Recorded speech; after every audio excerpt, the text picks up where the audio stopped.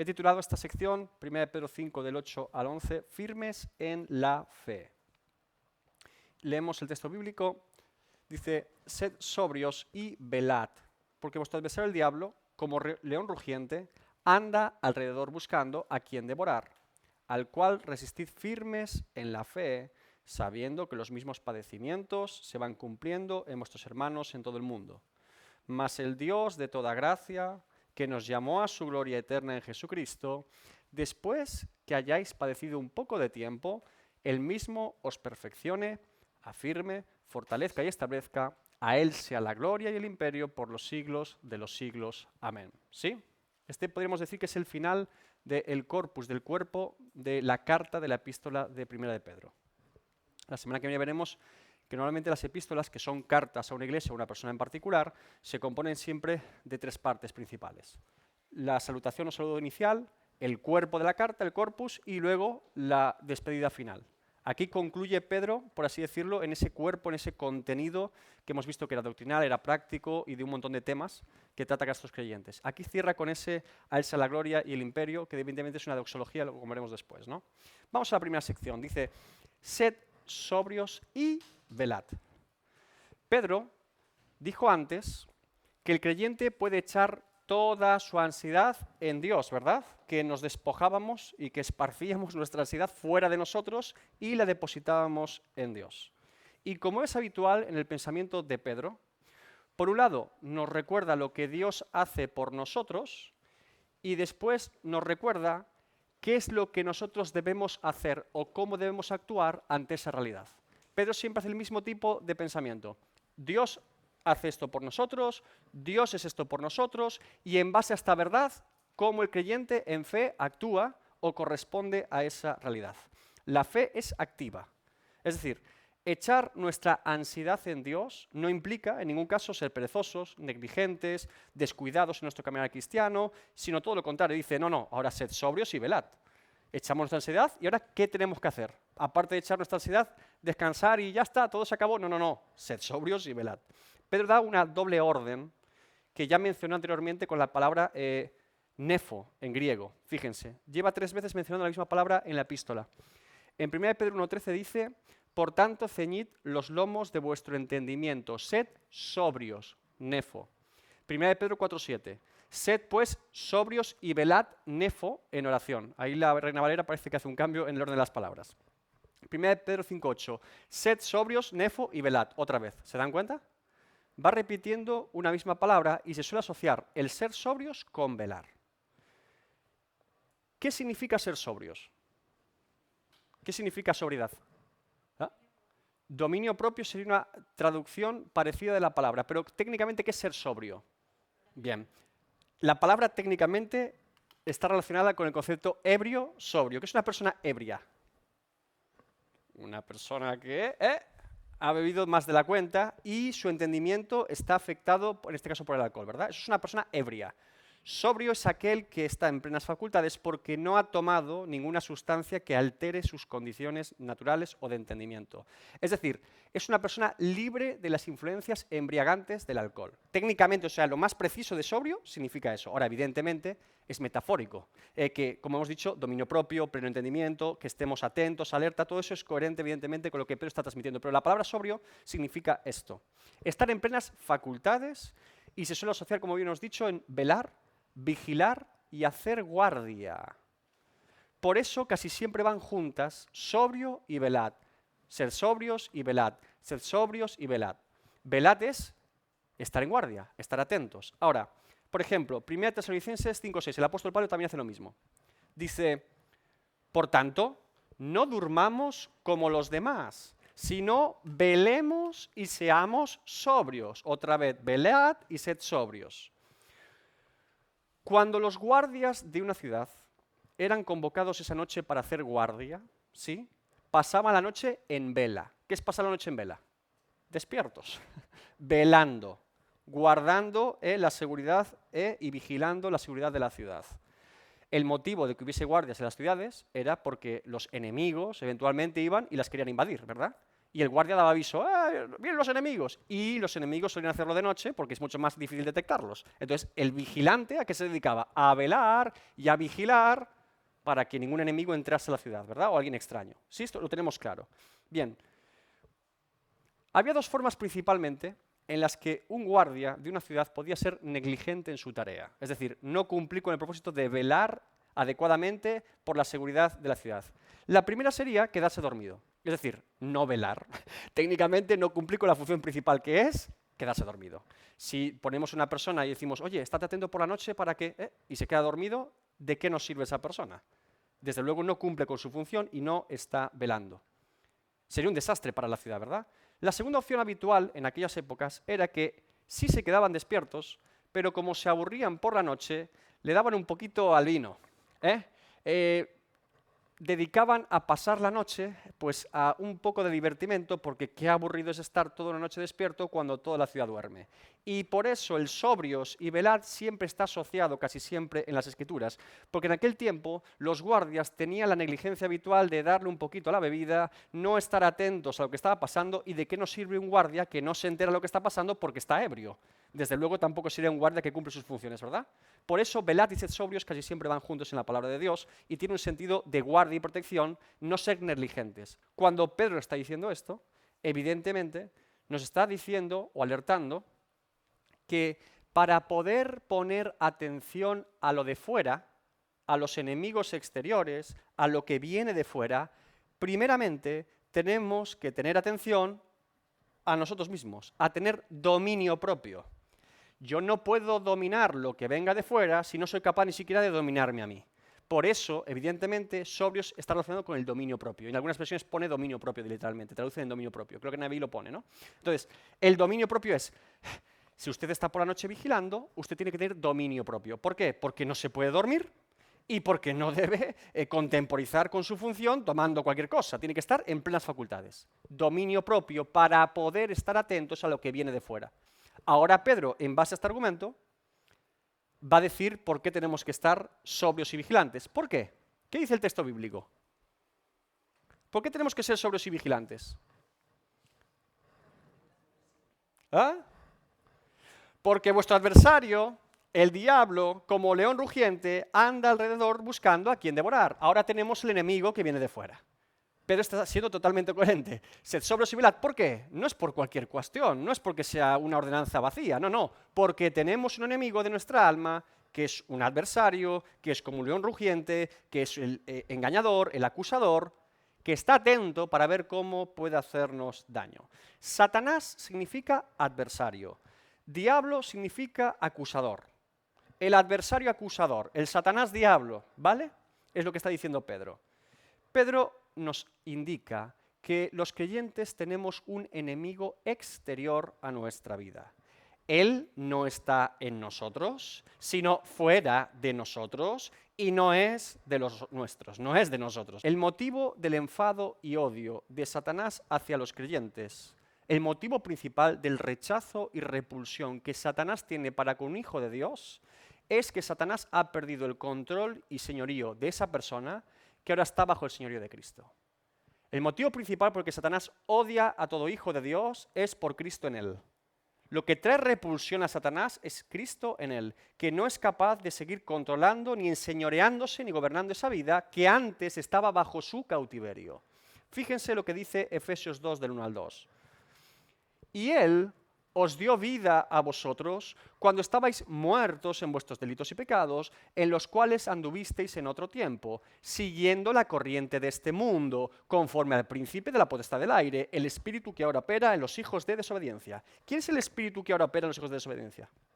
¿Quién? Satanás. Satanás es el que está gobernando este mundo. Y cuando decimos mundo no nos referimos al mundo moviendo la luna, no, es la creación de Dios, sino al sistema, a lo que ocurre en este mundo, no en cuanto a la providencia de Dios que hace que cambien reyes y cambien gobiernos, eso está en manos de Dios, pero Satanás influye en los pensamientos, en las ideologías, en la forma de vivir, en la forma de pensar, en la forma de actuar de las personas, porque están bajo su gobierno, es el príncipe de la potestad del aire, y por lo tanto él ejerce influencia, y por lo tanto nosotros somos hijos de desobediencia, y éramos hijos del desobediente. Es decir, Técnicamente estamos bajo el señorío de Satanás. ¿Recuerdan lo que dice Satanás a Jesús en la tentación? Lucas 4:6. Y le dijo el diablo, a ti te daré toda esta potestad, es un poder, y la gloria de estos reinos del mundo, porque a mí me ha sido entregada y a quien quiero la doy. Satanás tiene gobierno sobre este mundo. Y como digo, cuando digo gobierno no estamos entrando en conflicto con la soberanía de Dios. Satanás sigue siendo una criatura bajo la soberanía y la providencia de Dios. Dios tiene un propósito con todo esto. Pero que Satanás es ese ser que se dedica a controlar, a hacer daño y a destrozar al mundo en sus delitos y pecados es obvio, es evidente. ¿Qué dice Jesús? ¿Cómo menciona Jesús en la parábola del hombre fuerte a Satanás? Esto es muy interesante, Lucas 11.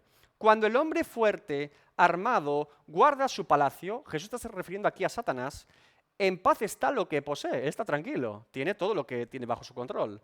Pero cuando viene otro más fuerte que él y le vence, este es Cristo, le quita todas sus armas en que confiaba y reparte el botín. En esta parábola, Jesús se ubica como el que viene a someter a un hombre fuerte porque él es más fuerte. Es una lucha, un conflicto espiritual. Y aquí está el asunto por el que Satanás nos odia tanto. Porque Satanás no nos suelta ni nos entrega voluntariamente a Cristo, sino que Cristo nos toma por la fuerza. Cristo somete a Satanás y toma al pecador por la fuerza. Es un acto violento, es un acto conflictivo. El reino de las tinieblas, el reino de la luz, un hombre más fuerte que el del reino de las tinieblas, llega al reino de las tinieblas, toma a su pueblo y lo arrebata por la fuerza, lo somete por la fuerza. La obra de Cristo en la cruz no solamente fue violenta para el propio Jesús, evidentemente sufrió violencia física y espiritual, la copa de la ira de Dios fue derramada sobre él. La obra de Cristo en la cruz también implica un acto violento contra Satanás, porque por medio de ese acto Jesús destruyó por medio de la muerte al que tenía el imperio de la muerte, esto es al diablo, y librar a todos los que por el temor de la muerte estaban durante toda la vida sujetos a servidumbre. Hebreos 2, 14 al 15. Es un acto espiritual en el que Cristo derrota a la muerte y al que tiene imperio sobre la muerte, que es Satanás. El hombre fuerte es Satanás. Tenía todo bajo su control y posesión y dominio hasta que uno más fuerte que él lo ata, lo desarma y se lleva todos los bienes que tenía a su guardo para recuperar lo que es suyo. Esa es la obra de Cristo en la cruz. Hablamos muchas veces de la obra de Cristo en la cruz como amor hacia la humanidad, amén, como un amor y misericordia y compasión enternecedoras, amén. Jesús estaba haciendo mucho más allí, ¿eh? Eso era un ataque directo a la posesión de Satanás. Vino, tomó lo que es suyo y Satanás no pudo hacer absolutamente nada más que rendirse ante una autoridad superior. Jesús, en la cruz del Calvario, somete a Satanás, a los principados, a las potestades, los exhibe públicamente, los avergüenza públicamente, triunfando sobre ellos en la cruz. La expresión original es una cabalgata fúnebre. Es como que los despoja públicamente de todo su gobierno y lo hace público, delante de todas las autoridades en el cielo. Todo el mundo lo vio allí. Los hombres no entendíamos nada. Los ángeles y demonios lo entendieron todo. Fue un acto público, una vergüenza pública para Satanás lo que ocurrió en la cruz del Calvario. Por eso Satanás nos odia tanto. Porque el creyente representa en este mundo la libertad que Cristo obtuvo en la cruz. Y que no estamos bajo su control, y que no estamos bajo su dominio o señorío. Ya no somos propiedad ni siervos de Satanás por causa del pecado. Por eso, la parábola del hombre fuerte termina Jesús diciendo, el que no es conmigo, contra mí es, y el que conmigo no recoge, desparrama. Es un conflicto espiritual. Bien. Este es el león rugiente, ¿qué les parece? Fíjense, solo Pedro, en toda la Escritura, solo Pedro utiliza esta metáfora de Satanás como un león rugiente. No hay ningún otro texto parecido en la Biblia. Eso es un león cuando tiene hambre. ¿Sí? Mira la cara que pone. Tiene hambre, está enfadado. No hay otro símbolo similar sobre Satanás en la Biblia acerca de Satanás como león rugiente. Lo más parecido que he encontrado es el Salmo 22:13, y el salmista no se refiere a Satanás sino a sus enemigos, a las personas del mundo. Dice, abrieron sobre mí su boca como león rapaz y rugiente. Salmos 22:13. O sea que se utiliza para, en este caso, los enemigos del salmista. Supongo que Pedro, cuando habla del león rugiente, ¿no? Que nos intimida, insisto, lo ven aquí en foto en 2D, parece poquita cosa, ¿verdad? Pero eso físicamente debe ser tremendo, ¿eh? Ver un bicho de estos así, ¡wow! Es pura potencia, pura violencia y mucha hambre, ¿no? Entonces, yo creo que cuando Pedro habla de Satanás como león rugiente, es porque él mismo había sentido en su propia carne y vida cuánto ruge el león y cómo uno se puede amedrentar por las intimidaciones de Satanás. Cuando Pedro le dice a Jesús que no vaya a la cruz, ¿Jesús qué le dice a Pedro? Apártate de mí, Satanás. Y cuando Jesús le advierte a Pedro que lo va a negar, le dice que Satanás viene a zarandearlos como trigo. Es decir, Pedro sabe perfectamente lo que implica la operación de Satanás en este mundo y el daño que puede hacer a las personas intimidándolas o influenciándolas. Es voraz, su apetito es insaciable, es persistente y constante. El león está buscando a quien devorar. Tercera sección. Al cual resistid firmes en la fe, sabiendo que los mismos padecimientos se van cumpliendo en vuestros hermanos en todo el mundo. Otra vez Pedro y Santiago parecen decir cosas muy parecidas de la misma manera. Santiago 4:7, ¿recuerdan lo que decía? Es un texto muy conocido. Someteos pues a Dios, resistid al diablo y huirá de vosotros. Es exactamente el mismo principio que está diciendo Pedro. Resistid firmes en la fe, sabiendo que los padecimientos de los demás se van cumpliendo en vuestros hermanos en todo el mundo. Resistid en la fe es el principio bíblico aquí presentado tanto por Pedro como por Santiago. Esto de resistir en la fe contra los ataques de Satanás es algo muy importante y lo quiero hoy explicar un poco. Miren, no hay ningún texto bíblico, no existe en la Biblia ningún texto bíblico que inste al creyente a ir buscando a Satanás. Lo siento mucho. No hay ningún precedente bíblico en el que Dios nos diga ir a buscar a Satanás, a golpearte allí, a pelearte con... Dice que resistamos y que Él viene, pero nunca nosotros vamos hacia Él. Nunca. No existe. Lo más parecido que hay es que las puertas del Hades no prevalecerán contra la iglesia, pero no está refiriéndose a un acto de un creyente por ahí buscando demonios, reprendiendo imágenes y haciendo... No existe en la Biblia. No hay ningún precedente bíblico. De hecho, recuerden que muchas veces los demonios se acercaban a Jesús. Y es Cristo, y son demonios. Es decir, no hay eventos en los que un creyente tenga, por así decirlo, una búsqueda de dónde está Satanás, a ver si lo reprendo y le pego un buen cachetazo. No, no existe semejante cosa. No existe ninguna oración a Satanás, no existe ninguna oración buscando a Satanás, ni atando a Satanás, no existe. De hecho, hay una amonestación clara en 2 de Pedro sobre este asunto, y Judas también lo repite. Les leo el texto.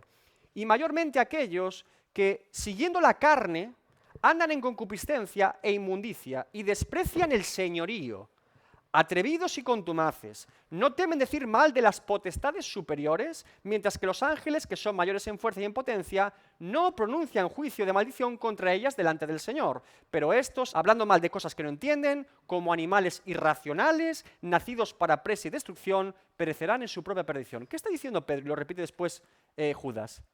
Que no es ni potestad de un creyente estar hablando, no es asunto nuestro. ¿Quién tiene gobierno y señorío sobre Satanás? Dios. Entonces que el Señor lo reprenda, que es lo máximo que podemos aspirar, que el Señor lo reprenda. El creyente no aspira a otra cosa. Nosotros no estamos pendientes de Satanás, estamos pendientes de Dios. Él es el que viene, pero nosotros, ¿a quién buscamos? ¿A Cristo? ¿A Cristo? ¿A Cristo? Y seguimos el camino de Cristo y del Evangelio. Si viene Satanás, resistimos en la fe, pero es Él el que viene, es el que viene a molestar. Nosotros no tenemos que inquietar a Satanás porque no es nuestro asunto Satanás. Nuestro asunto es seguir a Cristo y la voluntad de Dios. Cuando tenemos esto claro, nos evitamos un montón de líos y confusiones. Dios es quien juzga a Satanás, Dios es quien limita a Satanás, Dios es quien somete a Satanás bajo su soberanía y señorío, no nosotros. El creyente, con respecto a Satanás, lo que hace es resistirlo. El león ruge y viene a por nosotros. Y por favor, cuando Pedro usa la expresión resistid a Satanás firmes en la fe, no se entienda tampoco, que hacemos también esto, a Satanás, el ser espiritual como tal. Hay gente que piensa que Satanás está allí contra él todo el día. Que también oigo estas cosas. Cuando decimos que Satanás viene a hacer daño al creyente, lo que estamos diciendo técnicamente es que los planes, argucias y maquinaciones de Satanás contra los creyentes están activas muchas veces. No que Satanás mismo de forma presencial esté allí inquietando y molestando a esa persona puntualmente.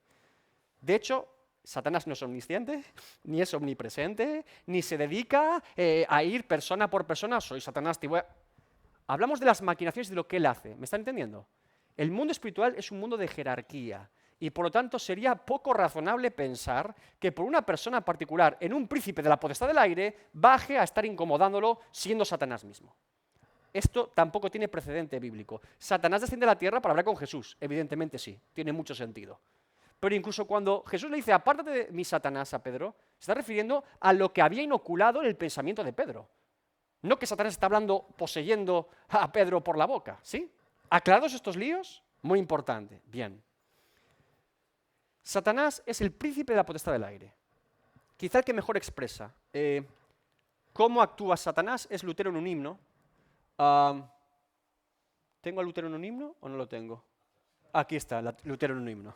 Que compuso, él era compositor de muchas cosas, también escritor, pero también componía himnos. Aunque estén demonios, mil prontos a devorarnos, este lo entendió bien, no temeremos, porque Dios sabrá aún prosperarnos.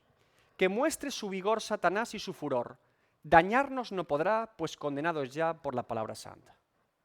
Martín Lutero sabía cómo resistir en la palabra santa, en lo que Dios había dicho y prometido. Bien, los demonios, mandados por Satanás a inquietarnos, vienen, sí, pero nosotros resistimos en la fe, ¿sí? El creyente resiste las embestidas del enemigo. Pregunta, ¿cómo podemos resistir al diablo? Insisto, me refiero a resistir al diablo a todo lo que él, las artimañas que él tiene contra los creyentes, como enemigo exterior. ¿Cómo podemos resistir? Porque hay que resistir, ¿eh? No se dejen vencer, hay que resistir. Firmes en la fe. ¿Cómo? Orando, bien. ¿Qué más? Leyendo la palabra de Dios, conociendo el Evangelio. ¿Qué más? Poniendo los ojos en Cristo, autor y consumador de la fe. ¿Qué más? Yo les aconsejo siempre Efesios 6. Cuando hay una batalla, cuando hay una guerra, cuando recordamos que estamos en lucha no contra carne y sangre, Pablo nos equipa con una armadura completa formidable, ¿verdad? Efesios 6, vamos rápidamente. Vestíos de toda la armadura de Dios. Importante, de toda. Si te falta una parte, estás vulnerable en esa parte. Ahora Pablo va a definir que toda la armadura es importante y qué piezas componen dicha armadura. Para que podáis estar firmes, otra vez, contra las acechanzas del diablo. El mismo principio que ya puso Pedro y que puso Santiago. Firmes contra las acechanzas ¿de quién? Del enemigo. Porque no tenemos lucha contra carne y sangre, sino contra principados, contra potestades, contra los gobernadores de las tinieblas de este siglo, contra huestes espirituales de maldad en las regiones celestes. ¿Se dan cuenta que Pablo hace una presentación de lo que realmente opera en este mundo bajo el gobierno de Satanás? Perfecto. Por tanto, tomad toda la armadura de Dios, 2 veces, Pablo, para que no se nos olvide, toda, para que podáis resistir en el día malo y habiendo sacado todo, estar firmes. Repite el mismo concepto. ¿Ustedes creen que Pablo, en una carta a los Efesios que tiene 6 capítulos, va a repetir 2 veces las mismas palabras porque sí?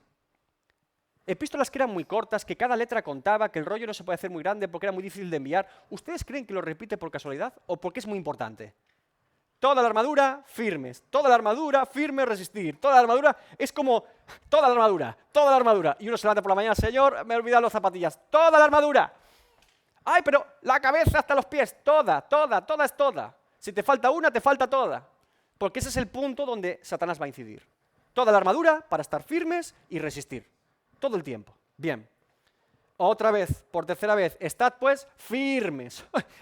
Ceñidos vuestros lomos con la verdad y vestidos con la coraza de justicia y calzados los pies con el apresto del evangelio de la paz.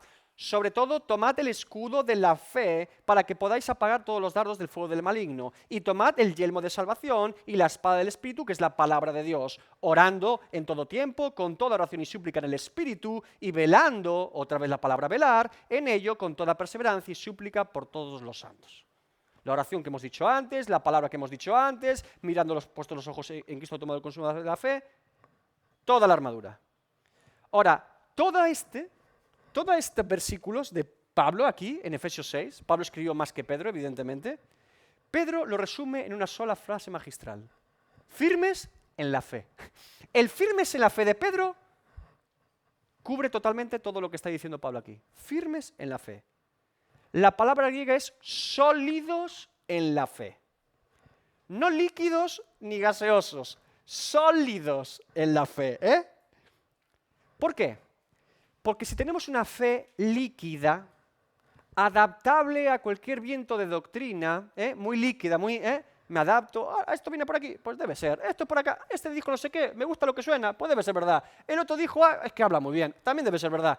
Una fe líquida, no sólida, sino líquida, adaptable, cuando tenemos ese tipo de fe, Satanás no va a parar de atacar y nunca huirá de nosotros. Porque coger con la mano agua no molesta a nadie, ¿verdad? Hincarle el diente a una buena sandía dulce y deliciosa que casi se derrite, no tiene, es líquida. Es hincar el diente y eso se convierte en líquido. Ahora, si tenemos una fe gaseosa, es decir, no hay fe, una fe que no se ve, que no existe, ¿no? Es como un gas. ¿Dónde están las moléculas de gas? Nadie las puede ver, ¿verdad? Aquí hay aire, pero nadie lo ve. No hay nada. Esa es la fe gaseosa. Entonces Satanás no va a atacar nada, porque no tiene nada que atacar. La fe que no existe, no existe, y por lo tanto no es atacada, porque no existe. ¿Qué hará Satanás con la persona que cree tener fe pero no tiene porque es una fe gaseosa, que no existe? Le va a decir, ay, tranquilo, eres un buen creyente, hombre. Vete a la iglesia el domingo, levanta las manos ahí, No te preocupes por la pornografía que tienes en el ordenador, todo va bien. No te preocupes por este pecado, todo va bien. ¿Estás divorciándote? El divorcio no es pecado, hombre. No pasa nada, ¿no? Todo va bien, todo va bien, todo va bien, todo va bien. Y le canta la nana, No. Eres un buen creyente, un gran hijo de Dios. Y nos creemos estas cosas. Y se la está susurrando Satanás. Ahora, cuando no hay fe, Satanás no ataca ninguna fe que no exista. La deja tranquila, adormecida, aletargada, cómoda. Porque cuanto más cómoda está esa persona, nunca va a acercarse a Dios, ¿sí? Si tenemos una fe sólida, firme, cuando un león quiere hincar el diente a una piedra, ¿qué le va a pasar al diente? El león es rugiente. Pero ¿qué le pasa a un león si le das un trozo de piedra? No le quiere hincar el diente. ¿Por qué? Porque tiene que ir al odontólogo y ponerse otra dentadura. Otros dientes postizos, ¿verdad? Aprieta, eso no hay quien se lo trague. ¿Quién se come una piedra? ¿Cómo te comes una piedra? ¿Cómo le hincas el diente? ¿Quién querría comerse una piedra? Nadie, ¿verdad? Porque es sólida, porque es firme, porque es rígida, porque no se mueve, porque no cambia, es dura, está firme. Solamente podemos estar firmes en la fe cuando nuestro fundamento es la roca que es Cristo. Es decir, la firmeza de nuestra fe se sustenta en la firmeza sobre quien está fundamentada dicha fe. Ahí podemos estar firmes. 2 Timoteo 2, 19 al 22. Pero el fundamento de Dios está firme. Teniendo este sello, conoce el Señor a los que son suyos y apártese de iniquidad todo aquel que invoca el nombre de Cristo. Les hago una pregunta. Cuando dice Pedro firmes en la fe, ¿a qué creen que se refiere? Esa fe. Porque a veces tenemos unas confusiones con la palabra de Dios, con el término fe tremendo. ¿A qué fe se está refiriendo Pedro? ¿Confianza en Dios? Bien. Yo les voy a hablar de dos conceptos dentro de la fe y los dos son necesarios para la verdadera fe. Pero hay que entender los dos. Porque a veces textos hablan de uno, a veces textos hablan de la otra y a veces hablan de las dos. Técnicamente podríamos decir que hay dos tipos de fe. La subjetiva y la objetiva. La fe subjetiva o del sujeto es la que cree en Dios, es creer en Dios, tener fe, ¿verdad? Tener fe es creer a Dios, creer en Dios. Eso es lo que yo creo. Yo creo en Dios, yo tengo fe en Dios, tengo confianza en Él. Tengo confianza no solamente en que existe, sino que se relaciona conmigo y que tengo comunión con Él por medio de Jesucristo, ¿sí? Esa es mi fe subjetiva. David cree eso, ¿sí? Y se relaciona con Dios. Ahora, ¿qué es la fe objetiva?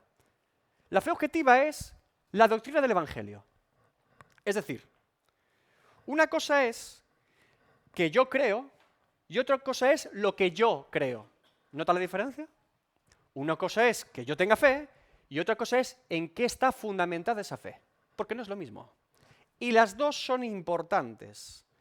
Es habitual en el Nuevo Testamento que se menciona una fe subjetiva a veces, una fe objetiva a veces, y a veces, como en el caso de Pedro, creo que se está refiriendo a las dos. Porque las dos son muy importantes para el creyente. ¿Por qué?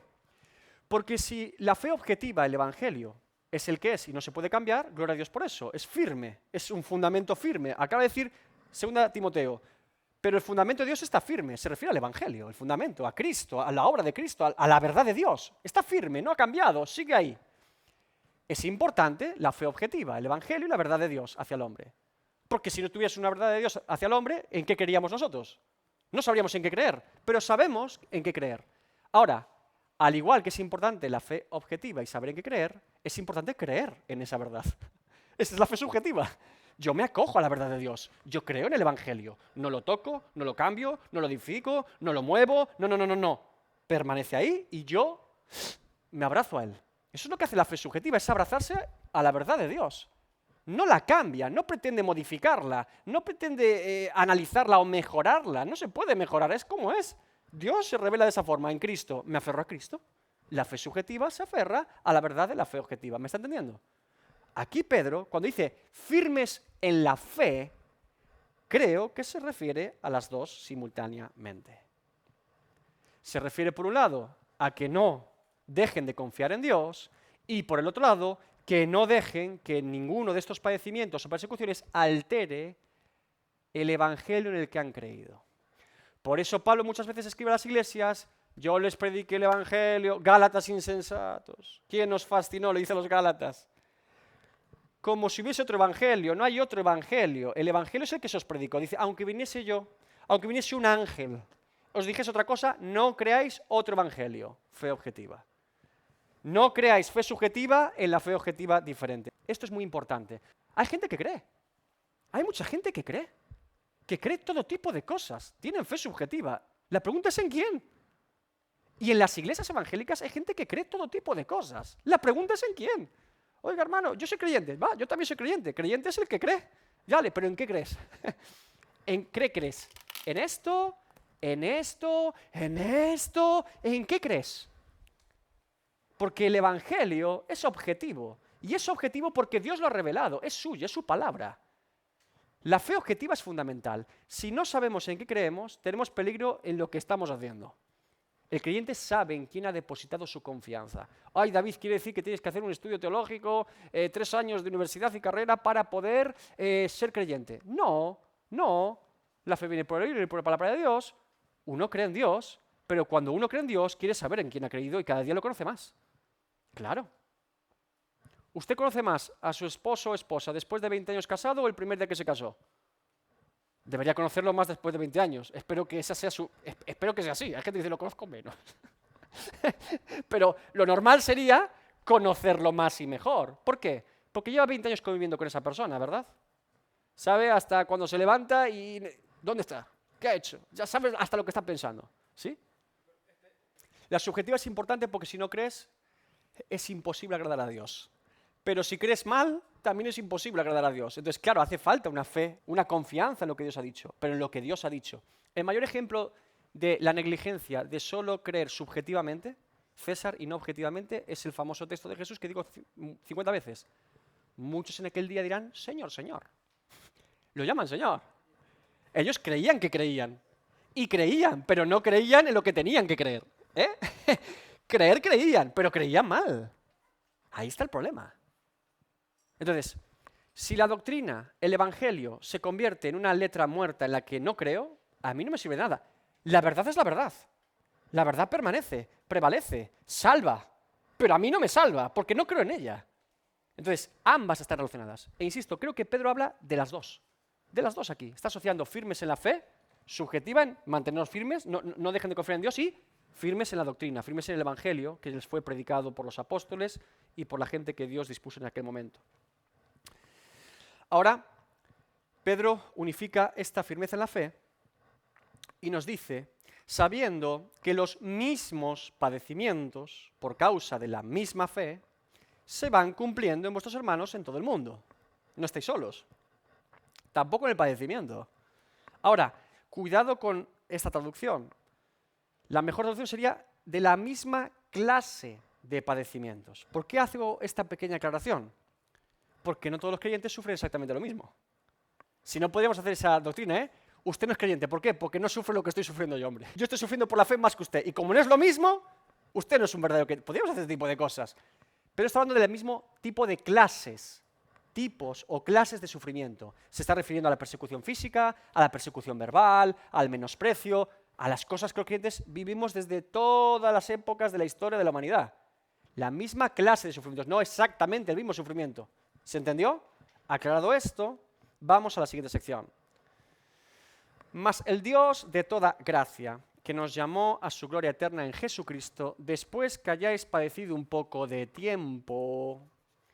Fíjense, la conjugación griega, el más, este más, que sin la tilde en la A no es un añadido, sino un pero el Dios de toda gracia significaría, ¿vale? La traducción más actual, quizá más común hoy en castellano. Esta conjunción es bastante particular y, de hecho, produce un debate muy interesante en la traducción. Una cosa es decir, pero el Dios de toda gracia, o más el Dios de toda gracia, y otra, y el Dios de toda gracia. Y yo apuntaría una traducción más al y el Dios que un pero. ¿Por qué? Porque creo que es continuativa la conjunción, no adversativa. Pedro vuelve a recuperar la idea original, como suele hacer Pedro. Es decir, ¿por qué digo que el y el pero, y esto ya sería un poco más tiquismiquis, pero ¿por qué para mí es importante? Porque lo que está presentando Pedro no produce ahora un cambio con el pero, el Dios de toda gracia, sino y el Dios. Está confirmando una misma verdad, que se basa en 3 principios que ha dicho Pedro. Primero, echar toda vuestra ansiedad en Él, porque Él cuida de vosotros. Segundo, resistid al diablo, firmes en la fe, porque va a venir la prueba, y el Dios de toda gracia, que nos llamó a su gloria eterna en Jesucristo, después que hayáis padecido este ataque o esta persecución, este problema, Él mismo os perfecciona, firme, fortalece y establezca. Creo que el y, en este caso, es mejor que el pero desde mi punto de vista. Ahora, pregunto, ¿qué significa el Dios de toda gracia? Porque Pedro no aparece otra vez nuevamente en toda la Escritura algo similar a esta frase del Dios de toda la gracia, solo aparece en 1 de Pedro. Pedro está afirmando que el poseedor y propietario de la gracia es Dios, que toda es de Él, que nosotros no tenemos ninguna gracia propia, que nosotros recibimos gracia de parte de Dios y la gracia que podamos dar a otros no es nuestra, sino la que hemos recibido de Dios. Cuando dice, dad de gracia porque habéis recibido de gracia, no está diciendo que nosotros repartamos gracia, es que hemos recibido de Dios gracia y la gracia que podemos dar a los demás es de Dios, no es nuestra, es de Él. Simplemente somos un vaso comunicante. Lo máximo que aspiramos es ser un flujo activo de la gracia de Dios, ni más ni menos. El creyente no posee la gracia porque no es suya, toda es de Dios. Es decir, los seres humanos no somos graciosos. No tenemos ninguna gracia. Solo me río yo con estos chistes. Bueno, toda la gracia es de Dios. Pedro habla bastante de la gracia en esta epístola. Y vuelve a ser esta una frase única en 1 Pedro, el Dios de toda gracia. Fíjense, dice, primero dijo Pedro, afirmó que la gracia de Dios es multiforme, que es rica y variada, 1 Pedro 4:10. Después dijo que la gracia de Dios es impartida por Dios a los humildes, porque resiste a los soberbios, 1 Pedro 5:5. Y ahora afirma que el poseedor de la gracia es Dios. Tiene que ser dada por Dios a la persona.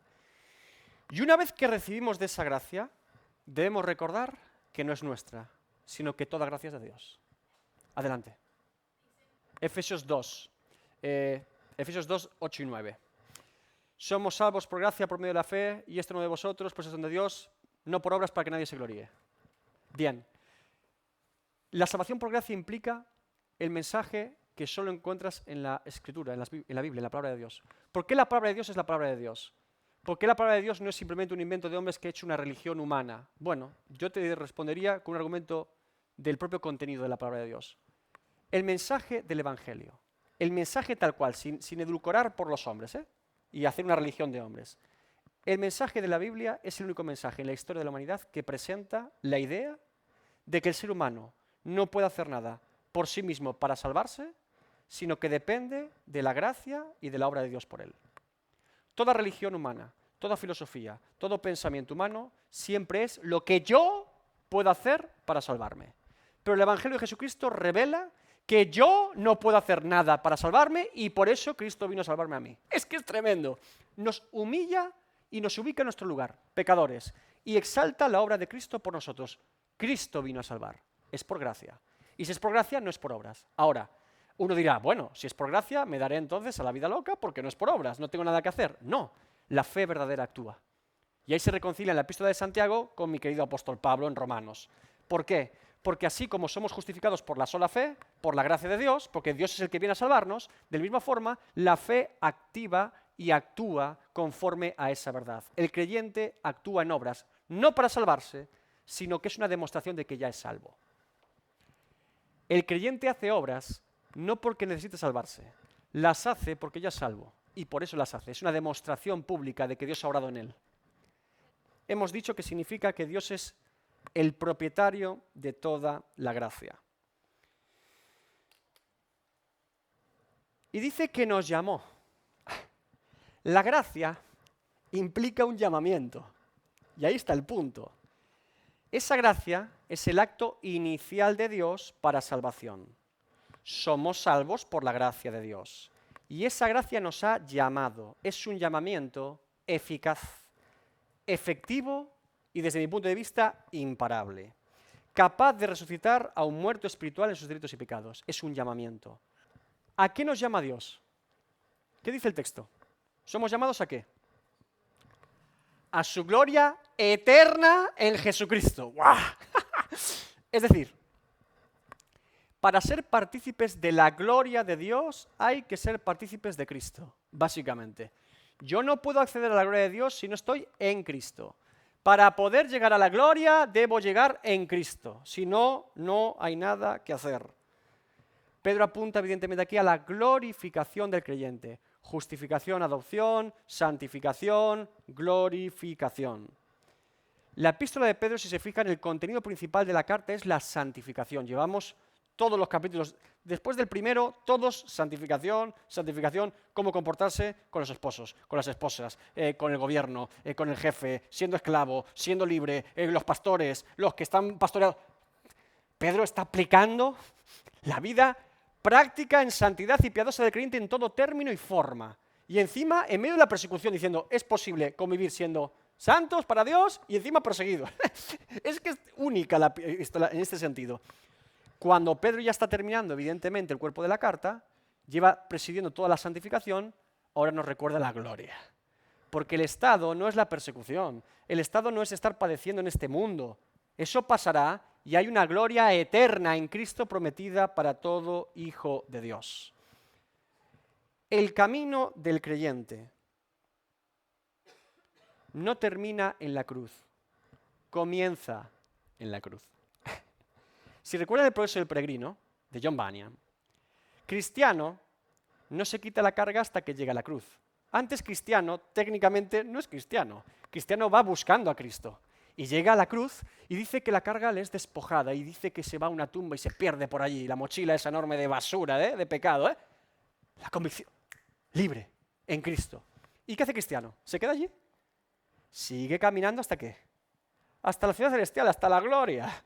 Ese sigue caminando porque el camino y destino es la gloria en Cristo Jesús, en la presencia de Dios. La cruz es el inicio de nuestro camino hasta la gloria. Hemos sido rescatados del polvo a la gloria. Literalmente, del fango del pecado, del polvo y la miseria hasta la gloria. Ese es el camino del creyente redimido por la sangre de Jesucristo. Del polvo a la gloria. Ahora Pedro juega con el factor tiempo, porque dice gloria eterna. Entonces, ¿recuerdan a Pablo? Hace algo muy similar a Pablo. Porque esta leve tribulación momentánea produce en nosotros un cada vez más excelente y eterno peso de gloria.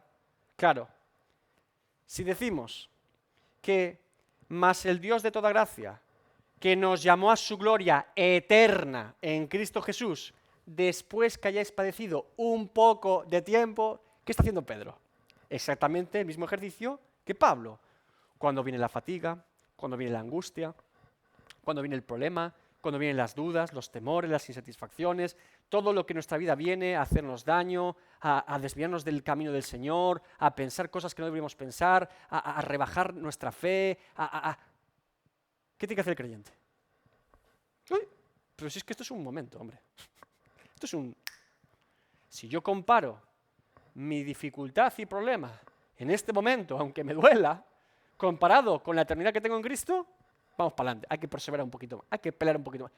La eternidad en Cristo nos alienta a seguir adelante en las batallas de esta vida. Y Pedro y Pablo lo sabían perfectamente. Y él compara una leve tribulación momentánea, un momentito que padezcamos comparado con la eternidad en Cristo. Y evidentemente, si lo comparo, no se puede comparar. Porque todo lo que padezca en esta vida, por muy desagradable que fuese, ¿cómo se va a comparar con la eternidad en Cristo? La fe lo entiende, la fe lo ve. La razón no, pero la fe lo ve. Por eso el creyente acude y se refugia a la verdad de Dios. Bien, Él mismo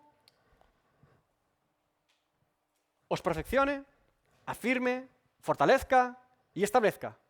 Pedro utiliza palabras 1, 2, 3, 4.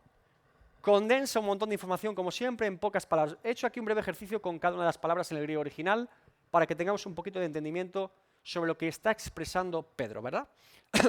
La primera palabra en griego es catartizo.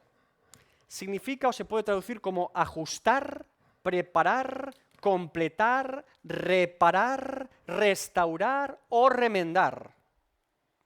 También perfeccionar, ¿eh? Ahora, ¿en qué sentido la está utilizando Pedro? Esto también sería un misterio de traducción bastante curioso. Porque en función de cómo entendamos lo anterior, puede ser una cosa o la otra. Fíjense. Ejemplos de la palabra catartizo en el Nuevo Testamento. Mateo 4:21.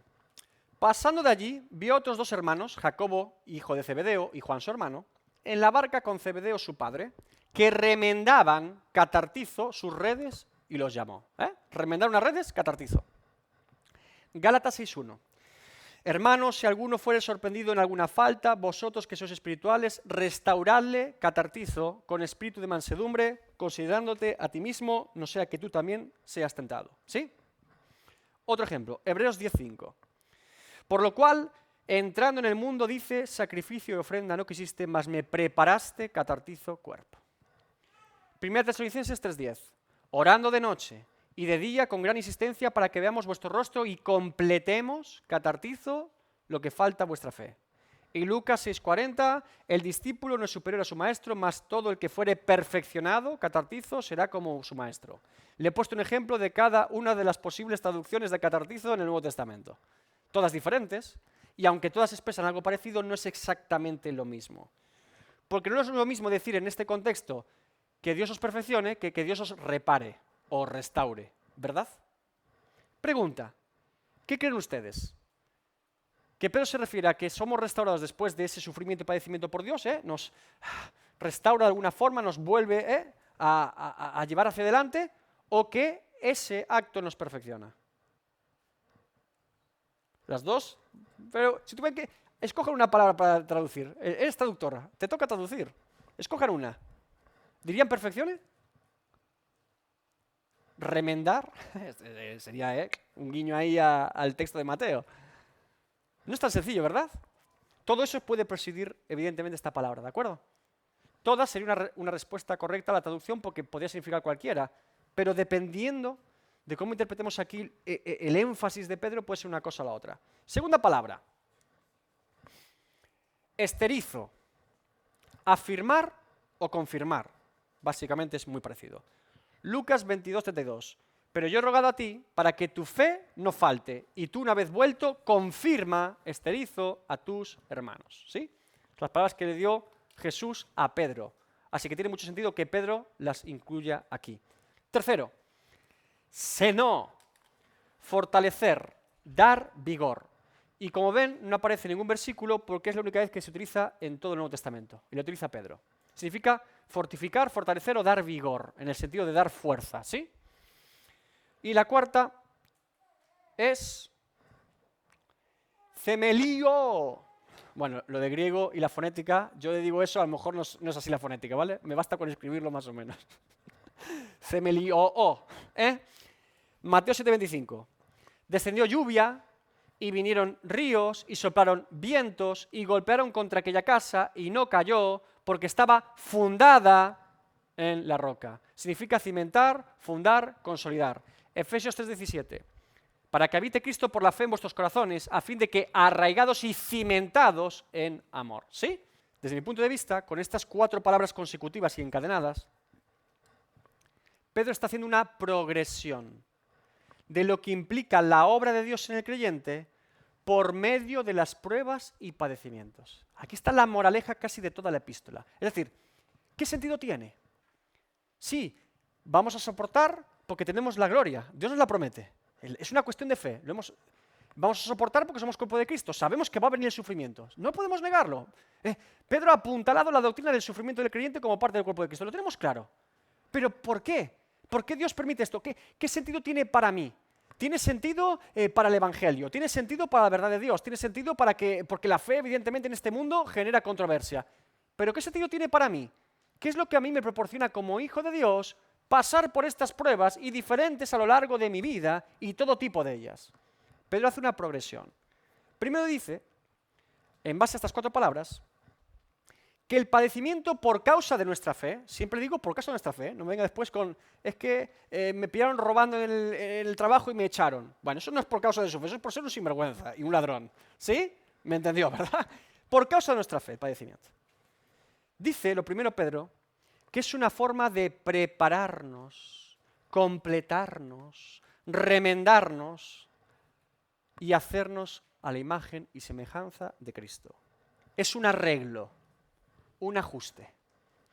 Porque si Cristo padeció en su ministerio, valor de dolores, experimentado en quebrantos, y fue perfeccionado, como dice, a la obediencia el escritor de Hebreos, el santo Hijo de Dios, quiere decir, por lo tanto, que nosotros también somos perfeccionados o ajustados o reajustados por Dios por medio del sufrimiento y la prueba. Y que eso nos acerca al verdadero creyente más al carácter de Cristo.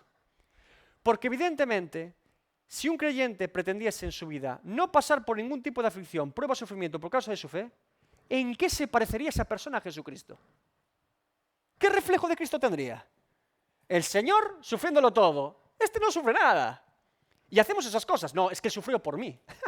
Sí, claro, sufrió por tus pecados. Sí. Y por eso ahora tú también vas a sufrir. ¿Por qué? Ahora has sido redimido al reino de la luz. Bienvenido al Evangelio real. Bienvenido al Evangelio de la Biblia. Claro, estas cosas hay que decirlas de forma clara. El padecimiento, lo primero que hace nosotros es ajustarnos, guiarnos, impulsarnos, corregirnos y remendarnos a la imagen de Cristo. Lo segundo que hace, este remiendo y preparación en nuestra fe, es que nos va confirmando y afirmando en ella. Porque perseverar y seguir en pie en los padecimientos y problemas de esta vida, por causa de nuestra fe, demuestra que la fe es verdadera. Y cada prueba a un creyente que es superada por ese creyente, ¿qué hace la fe? Lo afirma, hombre. Al igual que cuando viene el viento y vienen los problemas y esa semilla dice que no tiene arraigo y sale corriendo. ¡Ah! Claro, el que sale corriendo, a eso no lo afirma en nada. Pero el que resiste, el que permanece, el que persevera, a cada prueba lo afirmas más. Le hago un ejemplo. Imagínese un soldado plantado, ¿no? Como los soplitas o los romanos, el legionario romano, ¿no? Que venían, dice que las suelas de ellos tenían como tacos para agarrarse bien, firmes en la tierra. Si un soldado huye de la batalla, estás aquí, ¿no? Afirmado supuestamente en tu fe en Cristo, ¿eh? Estoy aquí para pelear. Viene Satanás. Sale corriendo. Ese no se afirma en nada. Se afirma en el siguiente paso que va a dar porque se tiró por la borda. ¡Buah! Hasta luego. Ese no se afirma en absolutamente nada. ¿Qué pasa cuando un tipo se pone ahí y le golpeas y resiste el golpe? ¿Qué produce en él? Lo afirmas más. Lo mueles a golpes, pero lo afirmas más. Porque lo está resistiendo. Porque no se mueve del sitio. Y a cada golpe resistido lo está afirmando en su fe. Porque sigue ahí. Y eso lo hace afirmarse más en ella. Lo tercero es, hemos dicho primero, nos prepara, nos completa, nos remienda y nos ajusta a la imagen de Cristo. Lo segundo es que ese sufrimiento y prueba y siguiente prueba y otro problema nos va afirmando en ella porque resistimos. La tercera es que la fe no solamente resiste y se afirma, sino que cada vez se hace más fuerte, se fortalece, tiene más vigor para resistir las próximas embestidas. ¿Cómo se prepara el cuerpo de un boxeador para un combate en una velada de estas que pagan millones? ¿Se creen que a ese tipo lo acarician allí? Le dicen, ay, mira, vamos hoy a entrenar y el entrenamiento va a ser darte con almohadas. Cogemos la almohada, de pluma de pato. Me dolió un poco, me diste con la cremallera. Lo muelen a golpes. ¿Por qué lo muelen a golpes? Porque cuando se presenta en batalla, en este caso en un combate, su cuerpo tiene que estar curtido a los golpes. Duro como una piedra, de golpearlo y golpearlo y golpearlo. Están tan curtidos a los golpes que se fortalece su cuerpo en base al golpe. Y eso es lo que está diciendo Pedro en el tercer paso. Fortalecido, la fe se hace fuerte. Viene un golpe, pero lo resiste. La bofetada la aguanta mejor. ¿Por qué? Porque le han partido la cara a bofetadas. Mire, la primera vez que usted sintió vergüenza por causa de su fe públicamente en su trabajo, en el colegio, instituto, en la universidad, la primera vez que sentimos vergüenza, ¿qué nos pasó? Tenemos la piel muy fina, ¿verdad? ¿Qué me han dicho? Me han dicho que soy un necio. Me han dicho que soy, como el Señor. ¿Por qué? Te negué como Pedro 40 veces. Dice Dios, fueron 3, no 40. Yo te negué 40 entonces, fui peor que Pedro. Sí, hacemos estas cosas. Y vuelve la siguiente. ¿Qué pasa cuando uno empieza a encarar estas cosas? Las empieza a resistir en la fe. Es más difícil que uno salga corriendo. Ya, pues mira, ¿sabes qué? Ahora te voy a responder yo, hombre. ¿Por qué? Porque estás fortalecido. Porque pasaste por la prueba, resististe la prueba y superaste la prueba. Dios te dio la gracia para hacerlo. Y sales fortalecido. Y por último paso, siendo fortalecidos, hemos dicho primero, preparados y completados. Segundo, afirmados, confirmados. Tercero, fortalecidos. Cuarto, esta fe que ha llegado a ser fortalecida con el paso del tiempo por las inclemencias y sufrimientos que vienen a la vida del creyente por causa de su fe, se consolida, se cimienta, se fundamenta. Se ha fundado en la vida, obra y padecimientos de Cristo. Y no lo vas a mover ya, Policarpo de Esmirna, pastor en Esmirna, 80 y pico años. Niega a tu Dios, viejo, anciano, o te quemamos vivo. ¿Cómo yo voy a negar a mi Dios, que nunca me ha abandonado ni fallado, y yo le voy a fallar ya tan mayor y viejo? Dijo. Quémenme entonces. Y lo quemaron, lo quemaron. Una muerte terrible. Fue tan terrible que cuando intentaron quemarlo, no fueron capaces de quemarlo porque el viento desviaba el fuego, el hombre empezó a sufrir allí, tuvieron que atravesarlo con una lanza. Una muerte horrible, no piensen que no sufrió. Sufrió, vamos. Pobre hombre, pero bendito hombre de Dios. ¿Qué voy a hacer yo? Mire, llevo 80 años siguiendo a Cristo y nunca me falló. Quémeme de arriba abajo, no pasa nada. Sólido, fundado, firme. Ahí ves todo el fruto de la fe. Cuando vemos esas cosas decimos, ¡oh, ¡qué maravilla! Todos decíamos, ¡guau, Policarpo de Esmirna! ¡Guau, John Wesley ahí que lo persiguen en Inglaterra, pobre hombre! ¿Qué? Todos leemos a los hombres de Dios de estas generaciones y decimos, ¿qué le pasa? David Brainerd, un chico con 30 años, que antes de morir entrega las cartas de todo su recorrido predicando a indios indígenas de Estados Unidos, con tuberculosis, escupiendo sangre y parte de su pulmón antes de morir. 30 años, un hombre de Dios, entrega lo que hizo, deja sus memorias y se muere. 30 años, un santo. Esteban apedreado en Jerusalén, un santo. Y decimos, ¡oh, qué maravilla!, ¿verdad? Sí. ¿Sabes cómo llegas a esa fundación en Cristo?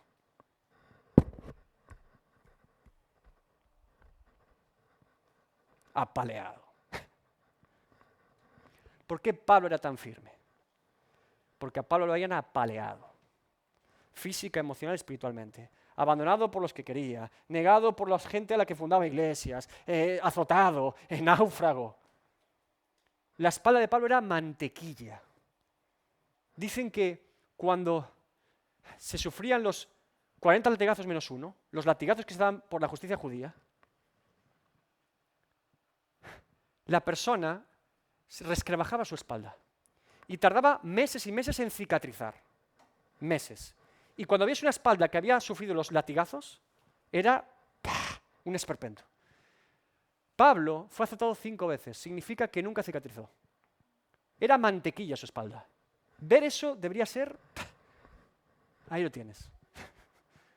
Gozaos, gozaos. O es un loco o está fundado en Cristo, una de dos. O es un loco por Cristo, también me sirve. Es así, hermanos. Es así. Y ahora Pedro, llevándonos a la motivación y a la causa de por qué el creyente pasa por eso, y ahora lo entendemos y queremos, y de hecho decimos, ¿dónde está la siguiente prueba? Ahora nos motiva, ¿eh? ¿Dónde está el siguiente palo? Vamos para allá. Pedro nos prepara y nos alienta a confrontar y afrontar lo que nos vamos a vivir. Termina con una doxología preciosa. A él sea la gloria, la doxa y el imperio, Kratos, por los siglos de los siglos. Amén. La doxología, la segunda doxología de Pedro en su primera epístola. Una adoración a Dios. Es interesante la palabra doxa en el griego, muy interesante. Los filósofos como Platón o Aristóteles utilizaban la palabra doxa para separarla de epísteme. Para un filósofo, doxa era una opinión y epísteme era el conocimiento verdadero. El filósofo buscaba el conocimiento verdadero, no la opinión. La opinión era una fe falsa o una opinión que alguien se había hecho. La doxa era rechazable. Ellos querían la epísteme. Sin embargo, doxa no solamente se puede traducir como opinión, sino también como buena opinión o estima o honor o gloria. Y la traducción correcta aquí es a él sea la doxa, la gloria y el imperio, Kratos, se refiere al gobierno, la autoridad de Dios, por los siglos de los siglos. Amén. Bueno, si Pedro no nos ha ayudado en este año y pico, versículo por versículo, a entender lo que implica el Evangelio para un hijo de Dios, Pedro ha sido muy claro. Creo que la santificación del creyente explicada con una claridad y una profundidad únicas, ¿sí?